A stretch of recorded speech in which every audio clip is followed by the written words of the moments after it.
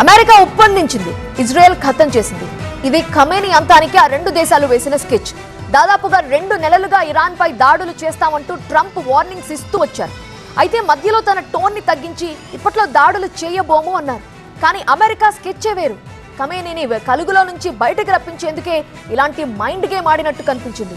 ఫిబ్రవరి 28 ఉదయం ఖమేనీతో పాటు 40 మంది టాప్ కమాండర్లు, చీఫ్లు, మంత్రులు అంతా మీటింగ్ కి కూర్చొనుండగా అమెరికా ఇజ్రాయెల్ కి ఖచ్చితమైన ఇంటెలిజెన్స్ అందింది.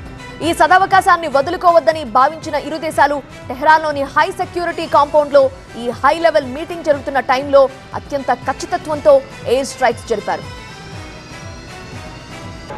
కొన్ని రోజుల క్రితం వెనుజువెలా అధ్యక్షుడు మడూరోని కిడ్నాప్ చేసి తమ దేశానికి తీసుకొచ్చిన అమెరికా ఆ టైంలో ఆంథ్రోపిక్ కి సంబంధించిన క్లాడే ఏఐ సాయాన్ని తీసుకున్నారు.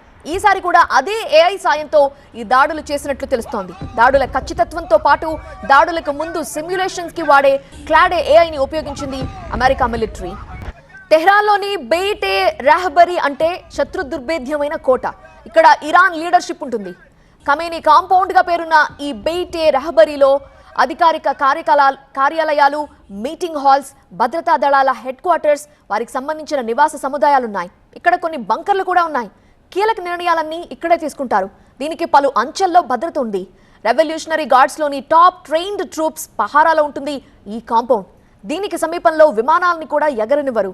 ఇరాన్లోనే అత్యంత సురక్షితమైన ప్రాంతంగా పేరుంది. కానీ ఇదంతా అమెరికా కన్ను పడనంత వరకే.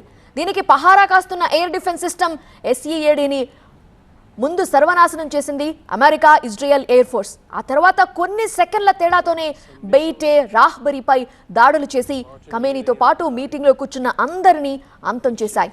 ఇరాన్లోనే అత్యంత సురక్షితమైన ప్రాంతం క్షణాల్లోనే శిథిలాల కుప్పగా మారిపోయింది.